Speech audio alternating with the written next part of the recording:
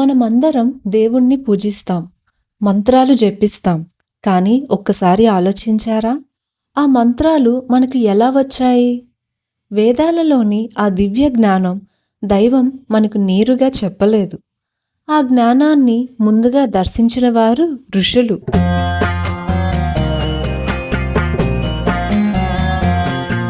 ఈ వేద మంత్రాలను మానవాళికి అందించిన ఋషులు మాత్రం మరుగున పడ్డారు. మరి ఈ లోపాన్ని గుర్తించింది ఎవరు?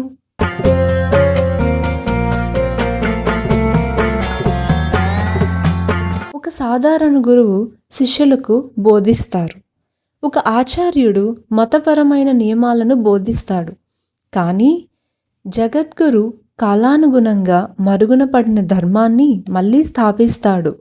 భగవద్గీతలో శ్రీకృష్ణుడు అన్నట్లుగా ధర్మ సంస్థాపనార్థాయ సంభవామి యుగే యుగే. ఈ విధంగా జగద్గురు శ్రీ రమణానంద మహర్షి వారు ఈ నిజాన్ని మన కళ్ళ ముందు పెట్టారు. ఋషులు లేకపోతే వేదం మనకు వచ్చేది కాదు, వేదం లేకపోతే ధర్మం ఉండేది కాదు అని గుర్తు చేశారు. ఋగ్వేద ఋషి స్తోత్రం రచించాను.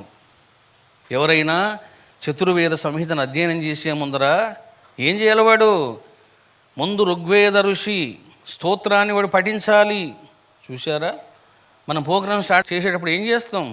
ఓంకారం చెప్తాం, గణపతిని స్మరిస్తాం, అమ్మవారిని స్మరిస్తాం, శివుణ్ణి స్మరిస్తాం, ప్రోటోకాల్ మెయింటైన్ చేస్తాం. కానీ వేదం చదివేటప్పుడు మాత్రము ఎవ్వడు అసలు ఋషితో పని లేదు వాళ్ళకి. నేను గమనించింది ఏంటంటే, సామాన్య మానవులు కాదు, 95% పండితుల్లోన వాళ్ళకు వేద మంత్రాలు ఇంపార్టెంట్, కానీ ఆ ఋషితో వాళ్ళకి పని లేదు. చూశారా బాబు? నువ్వు రోజు ఆవు పాలు తాగుతున్నావు, నువ్వు పాలు తాగుతున్నావే కానీ గోవును పట్టించుకోకపోతే నీకు పాలు బాగా సమృద్ధిగా వస్తాయా? రావు. పాలు, గోవులు. నువ్వు పాలు తాగుతున్నప్పుడు, అనుభవిస్తున్నప్పుడు నువ్వు గోవుల యొక్క బాగోగులు చూసుకోవాలి. గోమాతకు నువ్వు విలువ ఇవ్వాలి, నువ్వు గౌరవం ఇవ్వాలి. నీ కుటుంబ సభ్యులు తినకపోతే ఎట్లా ఉంటావో, గోమాత తినిందా లేదా, గోమాతకు పెట్టారా లేదా? చూశారా? పాలు అంటే ఏమిటిది? మంత్రాలన్నీ పాలు, వేదమంతా పాలు. గోవులు అంటే ఏమిటివి? ఋషులు మునులందరూ గోవులు. చూశారా లోకం యొక్క తీరు? వేదమాతను మీరు గౌరవిస్తూ ఆ వేదమాతను ప్రసాదించినటువంటి ఋషులను మునులను మీరు విస్మరిస్తే దాన్ని ఏమంటారు? అపరాధం అంటారు, అవివేకం అంటారు. పసిప్రాయములోనే వైరాగ్యముతో ఘోరమైన తపస్సులు చేసిరి,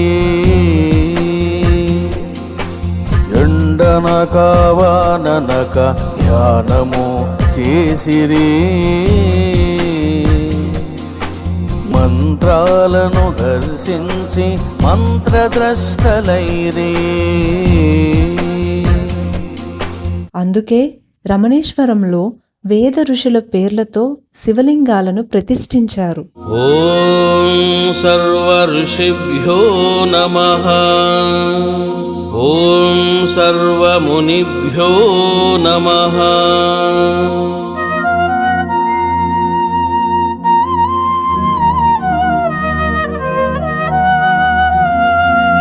రేణుకాజమదగ్నిశ్చ పరశురామ వీర్యవాన్, సత్యవతే రుచికశ్చ రుమన్వానాదియోగినః.